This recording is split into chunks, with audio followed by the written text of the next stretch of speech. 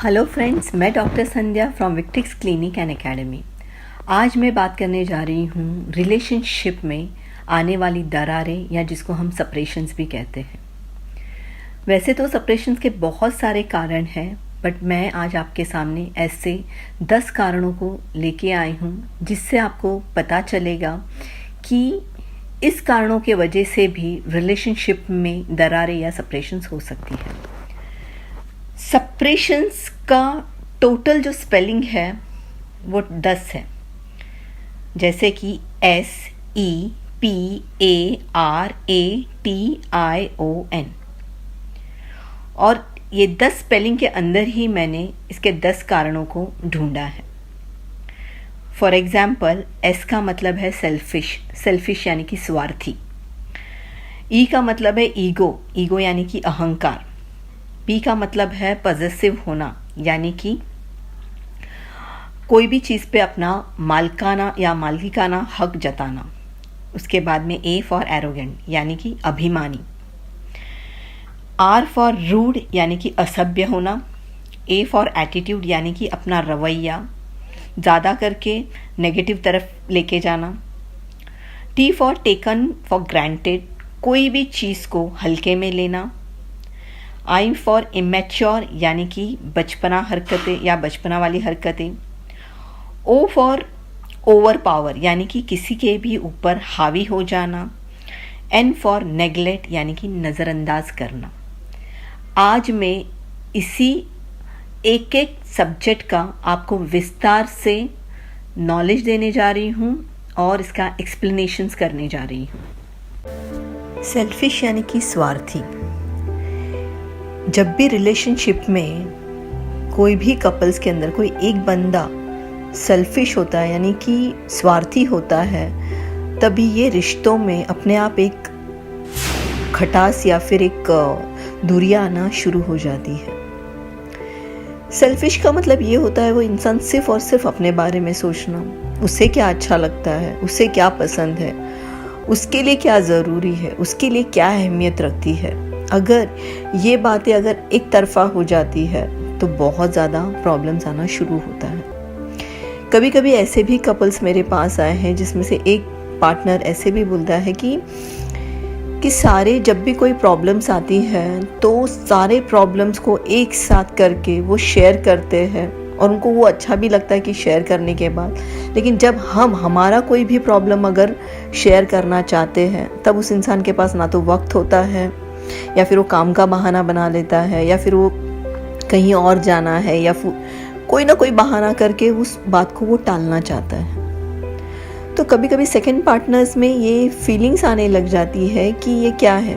जब इनको कोई प्रॉब्लम्स हो, जब इनको कोई ज़रूरत हो, जब ये कोई चीज़ों का सल्यूशंस मांगने आते हैं तो मैं अच्छी तरीके से एक्सप्लेन कर लेता हूँ या कर देती हूँ, बट जब मुझे ज़रूरत है तब ये इंसान बहाने बना के टालना शुरू करते। याद रखिएगा, जब कोई आपसे आपके प्रॉब्लम्स या सल्यूशंस या जो भी चीज़ें हैं शेयर करते हैं तो आपको भी उस इंसान के लिए उतना ही वक्त देना बहुत ज़रूरी होता है। शुरुआत में मे बी इंसान आपको एक दूसरे को इग्नोर करे या फिर ठीक है शायद ही प्रॉब्लम होगा करके अगर उसको एडजस्ट करके लेता है, लेकिन वक्त चलते अगर ये बहुत ज़्यादा हो रहा है तो दोनों में से कोई एक पार्टनर इस रिश्ते में खुश नहीं रहेगा और फिर उसे मजबूरन ये स्टेप उठाना पड़ेगा कि नहीं, अब इस इंसान के साथ मैं नहीं रह सकती हूँ या नहीं रह सकता हूँ। तो वक्त चलते अपने इस नेचर का एग्जामिन कीजिए, देखिए कि वाकई सामने वाला सच बोल रहा है, क्योंकि देखिए कोई भी अगर हमें बोलता है कि हम गलत हैं, हम ये कभी भी एक्सेप्ट नहीं करते हैं। आपको इस चीज़ का खुद ही रियलाइजेशन करके लेना बहुत ज़रूरी है।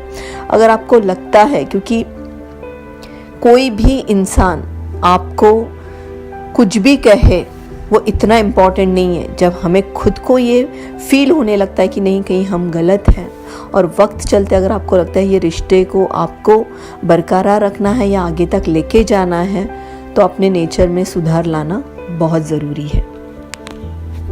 सेकेंड हम बात करने जा रहे हैं ईगो की। ईगो का मतलब होता है अपने आप में एक अहम होना या फिर एक अहंकार होना। कभी कभी ईगोइस्टिक जो होते हैं वो ऐसे भी लोग होते हैं कि उन्हें ऐसा लगता है कि वो जो कर रहे हैं वो सबसे सही है और उन्हें किसी की भी सजेशंस की या सॉल्यूशंस की ज़रूरत नहीं है। उनके नज़रिए से जो भी हो सकता है वो उनका एक्सपीरियंस भी होगा, उनके एक्सपीरियंस से वो सारी चीज़ें अब तक ठीक होती आ रही है या ठीक हो रही है। तो जब इंसान को सब कुछ सही होता है तब उसके अंदर अपने आप में एक अहम आना शुरू हो जाता है। अहंकार या अहम आटे में नमक जितना अच्छा होता है, लेकिन नमक में अगर आटा गिर जाए तो क्या होता है, वो बेस्वाद होने लगता है। तो ईगो उतना ही अच्छा है जितना ज़रूरी है। अगर आपका ईगो सामने वाले को हर्ट कर रहा है या फिर प्रॉब्लमेटिक हो रहा है तो आपको समय चलते इसे सुधारना चाहिए।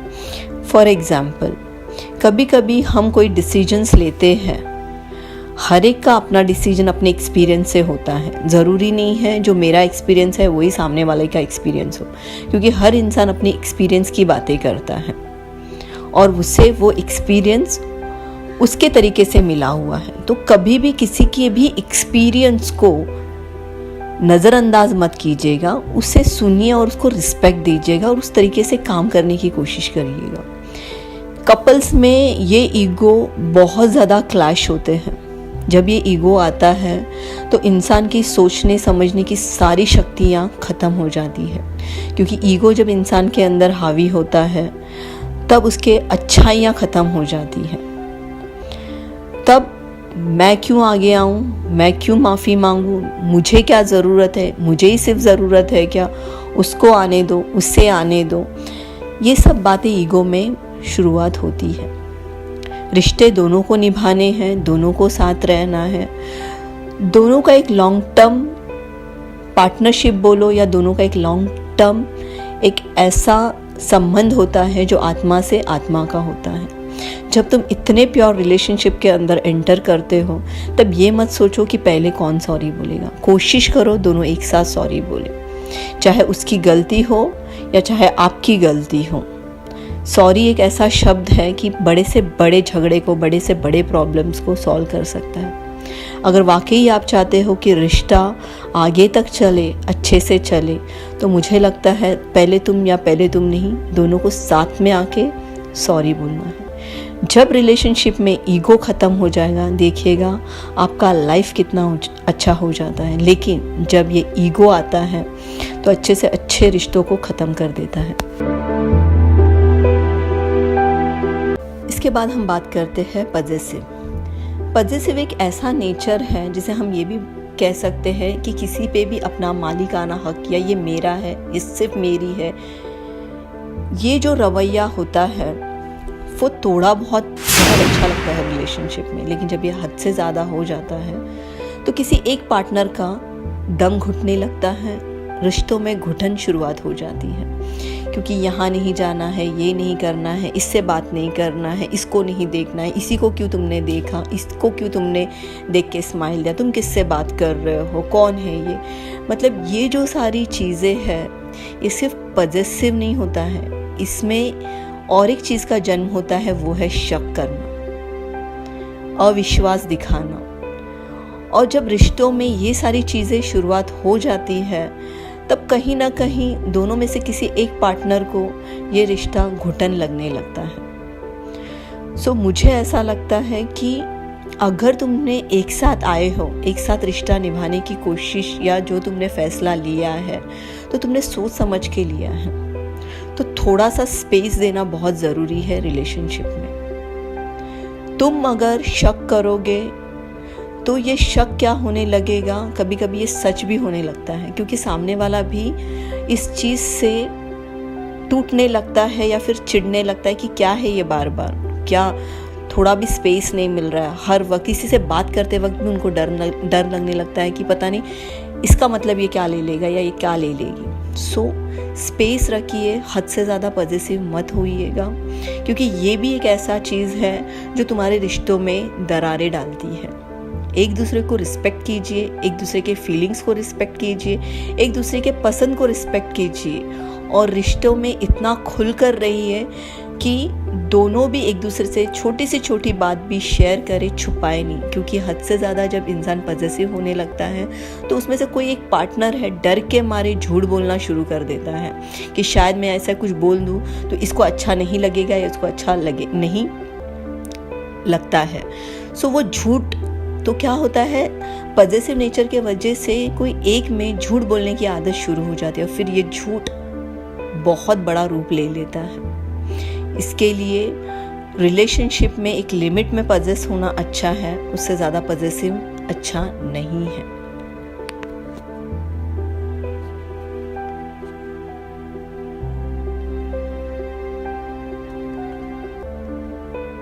फिर आता है एरोगेंट, जिसको हम लोग अभिमानी भी बोल सकते हैं।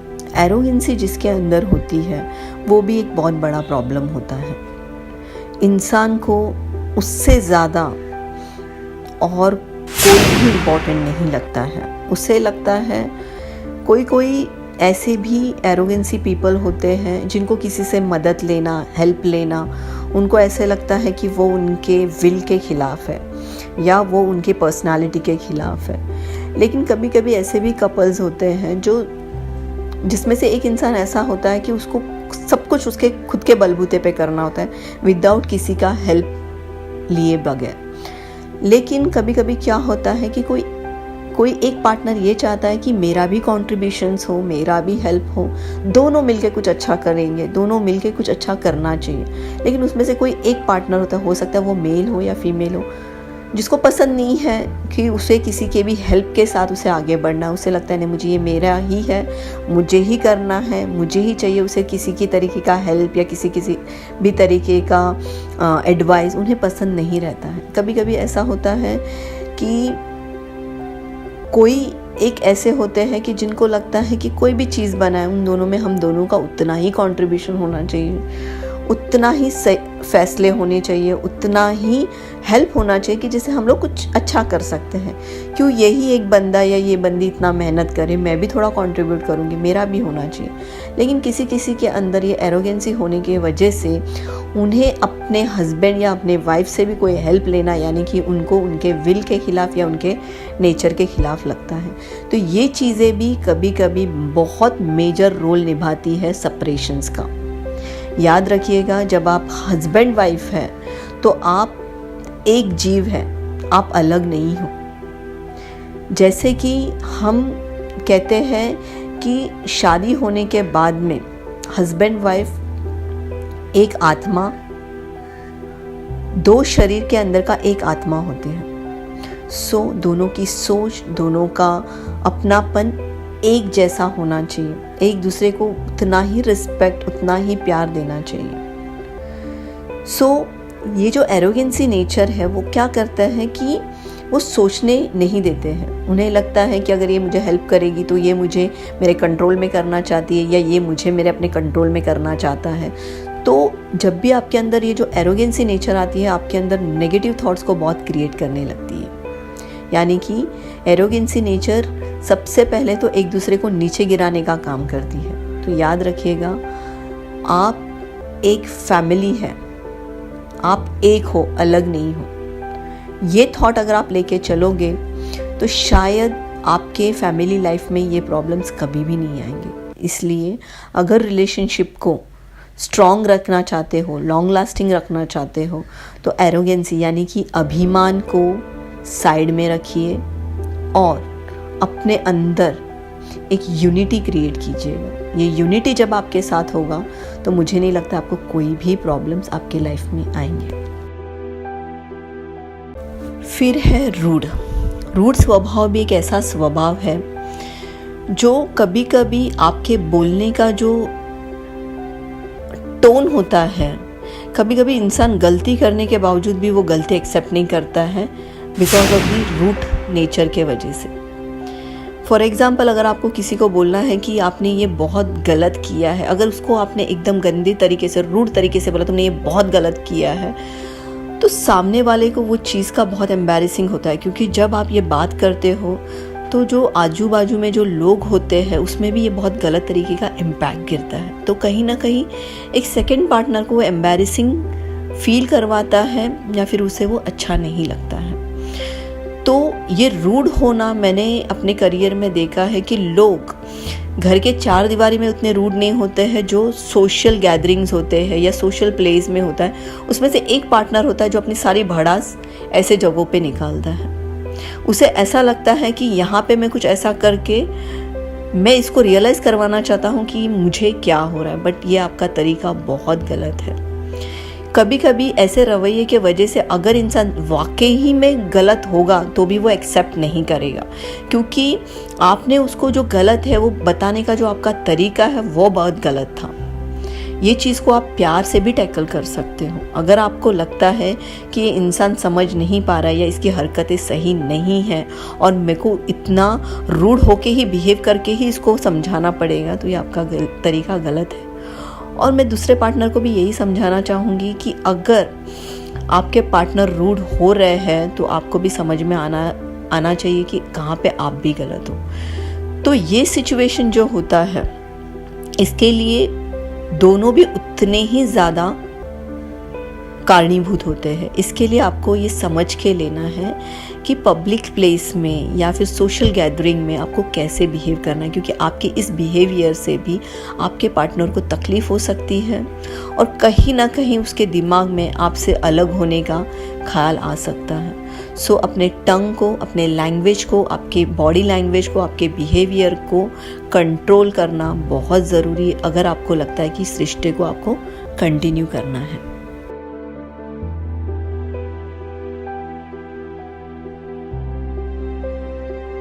फिर आता है एटीट्यूड। एटीट्यूड का मतलब होता है आपका रवैया। मैंने बहुत सारे ऐसे लोगों को देखा है जिनका जो एटीट्यूड है बहुत ज़्यादा ही नेगेटिव तरफ जाता है, और उसमें से अगर एक पार्टनर बहुत ही पॉजिटिव सोचने वाला होगा तो यहाँ पे सोच के बहुत ज़्यादा क्लैशेस होने लगते हैं, क्योंकि जिनके अंदर एटीट्यूड होता है वो इंसान कभी भी पॉजिटिव सोच ही नहीं सकता है। यह हमेशा आप ध्यान में रखना। जिनके अंदर हद से ज़्यादा एटीट्यूड होता है वो इंसान की सोच शुरुआत ही नेगेटिव चीज़ों से होती है। कुछ भी करने से पहले वो नेगेटिव सोचेंगे, फिर उसके बाद में वो काम करने को लेंगे और उसका एंडर रिजल्ट नेगेटिव ही आता है।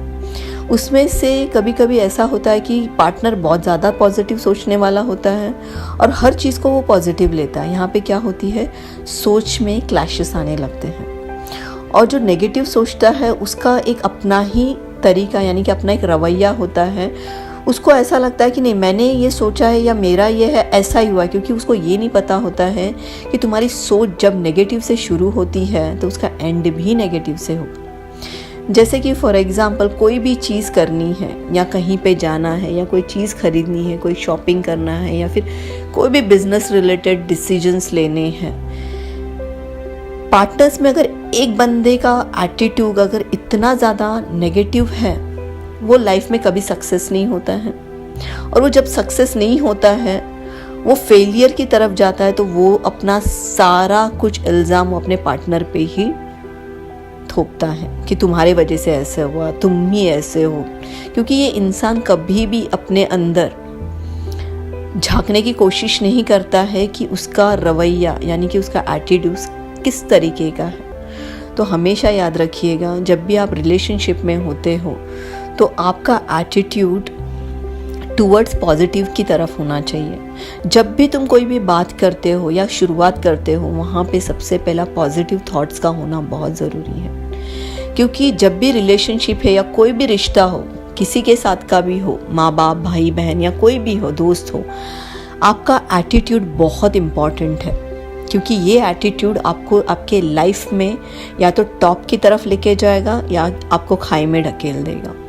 फिर वो रिश्ते होने दो या फिर करियर होने दो। तो जब भी आपको लगता है कि हमारा एटीट्यूड बहुत ज़्यादा नेगेटिव की तरफ जा रहा है तो एक दूसरे के साथ बैठकर अपने आप को पहले काउंसलिंग कीजिएगा कि कहाँ पे क्या गलत हो रहा है। हद से ज़्यादा एटीट्यूड इंसान के अंदर बहुत ज़्यादा नेगेटिव थिंकिंग्स को लेके आता है जो रिलेशनशिप में सेपरेशन का मेजर रोल निभाते हैं। तो अपने अंदर इस एटीट्यूड को कम कीजिएगा और अपने बर्ताव में पॉजिटिव सोच को लेके आइएगा।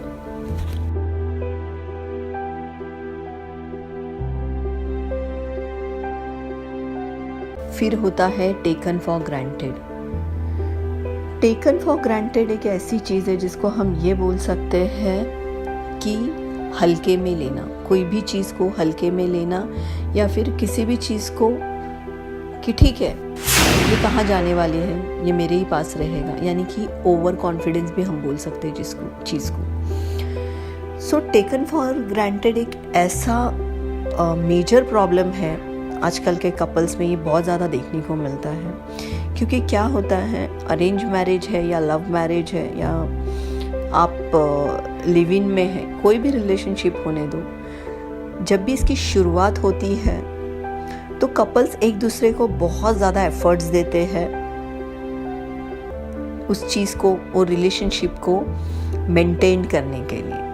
शुरुआती तौर पर लड़का होता है वो घंटों फ़ोन पे बात करता है या लड़की घंटों फ़ोन पे बात करती है, रोज़ मिलते हैं या फिर आउटिंग पे जाना या एक दूसरे के लिए बहुत ज़्यादा केयर करना, ये शुरुआती दौर पे बहुत ज़्यादा होता है। इसके बाद क्या होता है, जैसे ये रिश्ता पुराना होने लगता है या फिर हम ये कह सकते हैं कि वो रिलेशनशिप शादी में कन्वर्ट हो जाता है या फिर बहुत साल ये रिलेशनशिप कंटिन्यू रहता है, तब हम क्या करते हैं, एक दूसरे को टेकन फॉर ग्रांटेड लेने लगते हैं। यानी कि रिलेशनशिप में जब ओवर कॉन्फिडेंस आ जाता है कि अब ये कहाँ मुझे छोड़ के जाएगी या ये अब मुझे कहाँ छोड़ के जाएगा या ये मेरे सिवा नहीं रह सकती या मेरे सिवा नहीं रह सकता है, ये जब एटीट्यूड इंसान में यानी कि कपल्स में आने लगते हैं तो कहीं ना कहीं जो घंटे फ़ोन कर पहले बात करते थे वो फिर आधे घंटे में कन्वर्ट हो जाता है, फिर 10 मिनट में कन्वर्ट होने लगता है। फिर कभी कभी ऐसा होता है कि एक दिन कॉल ही नहीं करते हैं, या फिर ऐसा होता है कि 15 दिन में कॉल नहीं आते, फिर ऐसा होता है कि महीनों कॉल नहीं होते हैं। और जब पूछा जाए तो एक दूसरे का जवाब या किसी एक का ऐसा जवाब होता है कि नहीं मैं भी बहुत बिज़ी हूँ, मुझे काम बढ़ गया है। जो रोज़ मिलते थे वो कभी कभार मिलने लग जाते हैं, फिर ऐसा होता है कहीं दिन तक मिल नहीं पाते हैं। शादी के बाद ये चीज़ ऐसी होने लगती है कि वक्त नहीं दे पा रहे हैं, बिज़ी हैं। तो ये जो सारी चीज़ें होती हैं ये रिलेशनशिप में कहीं ना कहीं एक दूसरे को टेकन फॉर ग्रांटेड लेने की वजह से होता है। क्योंकि आप पहले इस रिश्ते को पाने के लिए या हासिल करने के लिए जो एफर्ट्स देते हो, एक बार वो रिश्ता हासिल हो जाता है या फिर वो आपका हो जाता है, तब आप इस रिश्ते को बहुत ज़्यादा टेकन फॉर ग्रांटेड लेते हो। यानी कि रिश्तों में ओवर कॉन्फिडेंस होना। कभी कभी क्या होता है, उसे एक पार्टनर इस चीज़ को बहुत ही नेगेटिवली लेना शुरू करता है कि क्यों ऐसा हो रहा है, पहले तो इतना वक्त देते थे अभी वक्त नहीं दे पा रहे, वाकई ये मुझसे सच बोल रहे हैं या इनके लाइफ में कोई और आ गया या किसी और के साथ ये डेट कर रहे हैं, जबकि ऐसा कुछ होता नहीं है। वाकई वो इंसान बिजी होगा, वाकई उनको टाइम नहीं रहेगा। लेकिन आप भी ये ध्यान रखिएगा कि पहले आप कैसे वक्त दे रहे थे, आज आप नहीं दे पा रहे हो, तो इसका मतलब ये तो नहीं है ना आपका शेड्यूल एकदम से चेंज हो गया।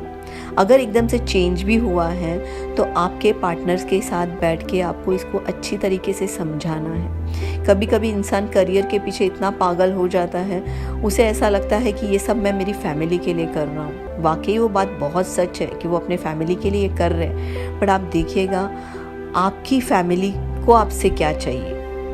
क्योंकि कभी कभी ऐसा होता है कि आप उनके लिए जो दुनिया बसाना चाहते हैं, हो सकता है कि वो आपके अंदर वो दुनिया देखना चाहते हैं। तो ये बहुत ही नाजुक और बहुत ही सेंसिटिव रिश्ता होता है। रिश्तों में ओवर कॉन्फिडेंस होना या फिर टेकन फॉर ग्रांटेड लेना, ये रिश्तों को अलग करता है। सो इस चीज़ का आपको बहुत बारीकी से और बहुत ही ध्यान से संभाल के सोच के देखना है कि वाकई कहाँ पे क्या मिस हो रहा है, और प्लीज़ उसे करेक्ट कीजिए अगर आप चाहते हो कि ये सेपरेशन आपके लाइफ में नहीं आए।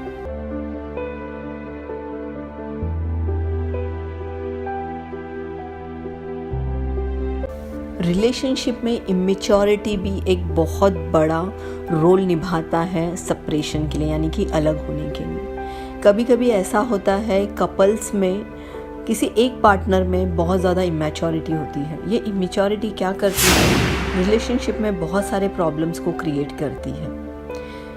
आप में अगर मैच्योरिटी होती है तो आप रिश्तों को समझने की कोशिश करते हो, प्रॉब्लम्स को समझने की कोशिश करते हो, आपको किस तरीके से बिहेव करना है, कैसे बिहेव करना है, इसका भी आपको एक सेंस होता है। कभी कभी क्या होता है कि अगर एक इमेच्योर आ जाता है तो इंसान के अंदर बार बार एक ब्लेम करने का नेचर आता है, एक दूसरे को ब्लेम करना या एक दूसरे की कमियों को सबके सामने दिखा देना या फिर पार्टनर्स को एक दूसरे के सामने इंसल्ट करना, ये इमेच्योरिटी के सबसे बड़े लक्षण हैं। और सबसे ज़्यादा ये होता है कि जब आप में इमेच्योरिटी सबसे ज़्यादा होती है तो आप आपके पार्टनर का कोई भी चीज़ को या कोई भी कमिटमेंट हो या कोई भी बातें हो, उसको आप सीरियसली नहीं लेते हो या उसे आप सच नहीं समझते हो। आपको हमेशा लगता है कि आपका पार्टनर आपसे झूठ बोल रहा है, उसको कोई काम नहीं होता है, कुछ नहीं होता है। मतलब वो जो आपका जो बिहेवियर होता है उनके प्रति वो बहुत ज़्यादा नेगेटिव तरफ होता है। यानी कि अगर वाकई में ही आपका पार्टनर उसको वो वाकई ही बिज़ी है या वो बिज़ी था, तो अगर वो आपको एक्सप्लेन भी करना चाहता है तो आपके वो एक्सप्लेनेशन सुनने के मूड में आप नहीं होते हो। क्यों? क्योंकि आपको हर एक जो सिचुएशन होती है आपको फैंटेसी जैसी लगती है। क्योंकि मैंने बहुत सारे ऐसे कपल्स में जो इमेच्योर होते हैं वो हमेशा डे ड्रीमर्स होते हैं, फैंटेसी लाइफ में जीना पसंद होता है उनको फिल्मी लाइफ बहुत पसंद होती है और वो उसी तरीके से अपने आप को पोर्ट्रे करते हैं और वो वही चाहते हैं कि हमारे लाइफ पार्टनर भी उसी तरीके से हमारे साथ बिहेव करे।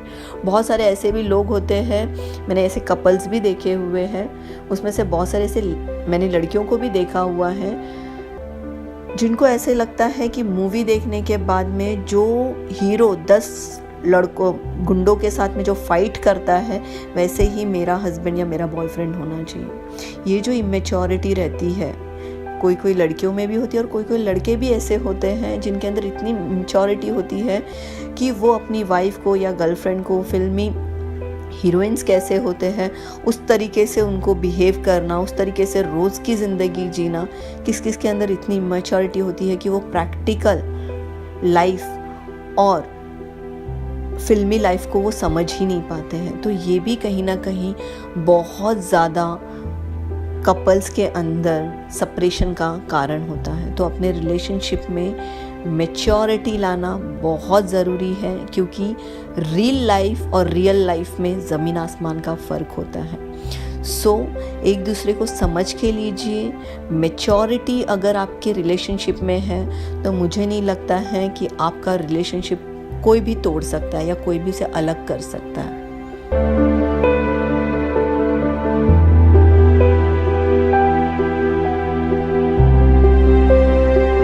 अब हम बात करने जा रहे हैं ओवर पावर के बारे में। ओवर पावर यानी कि किसी पे भी हावी हो जाना।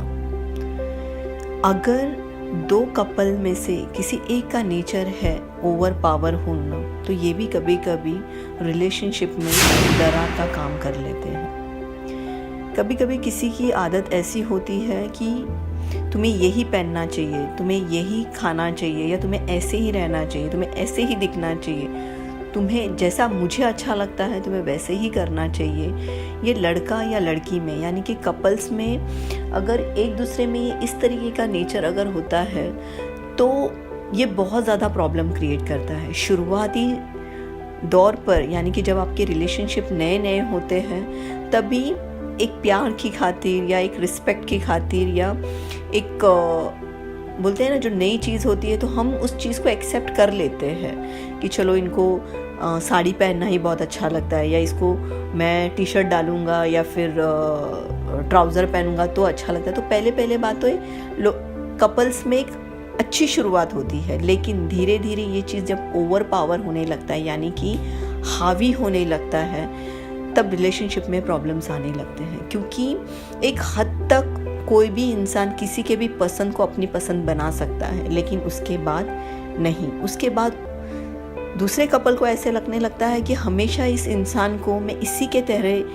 रहना पसंद हूँ, मेरी अपनी इच्छाएं हैं, मेरी अपनी आकांक्षा है, मुझे खुद को भी अच्छा लगना या मुझे ये कपड़े पसंद है, मुझे ये कलर पसंद है, मुझे साड़ी नहीं मुझे जीन्स अच्छी लगती है या मुझे भी कुछ मेरी तरीके से मॉडर्नाइज बनना पसंद है। या किसी को ऐसा होता है कि मुझे इंडियन कल्चर्स बहुत अच्छे लगते हैं, मुझे इंडियन कल्चर के साथ रहना अच्छा लगता है। तो याद रखिएगा आपका जो ये ओवर पावर नेचर होता है वो कभी कभी सामने वालों की इच्छाओं को, आकांक्षाओं को दबा के रखता है। कभी कभी इंसान रिलेशनशिप के वजह से, प्यार के वजह से या सामाजिक बंधनों के वजह से इसे सहन करता है, लेकिन जब उसे अगर मौका मिले उड़ने का या आज़ाद होने का, तब ये सारे बंधनों को तोड़ देगा। और वो जब ये बंधन तोड़ने लगेगा तो ऐसा सामने वाले पार्टनर को लगेगा कि अब ये रिबेल हो रही है, या फिर ये अभी ऐसे कैसे हो गया, ये मेरे अगेंस्ट जा रही है, या अब इसको इसके अंदर ईगो आ गया है, या इसके अंदर अहम आ गया है। ये हर एक का अपना एक रवैया चेंज हो जाता है जब तुम्हारे अंदर ओवर पावर करने का नेचर होता है। तो समझ के लीजिए कि आपकी पसंद है, बट सामने वाले की भी अपनी एक पसंद होती है, उसकी भी अपनी एक पर्सनालिटी, उसका भी अपना एक जीने का ढंग है, उसने भी अपने बारे में बहुत सारे सपने देखे होंगे। तो एक दूसरे के पसंद को, एक दूसरे की चीज़ों को रिस्पेक्ट कीजिए। एक दूसरे के ऊपर आप ओवर पावर मत हो जाइएगा, यानी कि हावी मत होना, क्योंकि रिलेशनशिप में जब भी ये हावीपन आ जाता है, रिश्तों को ख़त्म करना वहीं से शुरू होने लगता है। यानी कि रिश्ते ख़त्म वहीं से होते हैं, रिस्पेक्ट ख़त्म हो जाता है, प्यार ख़त्म हो जाता है।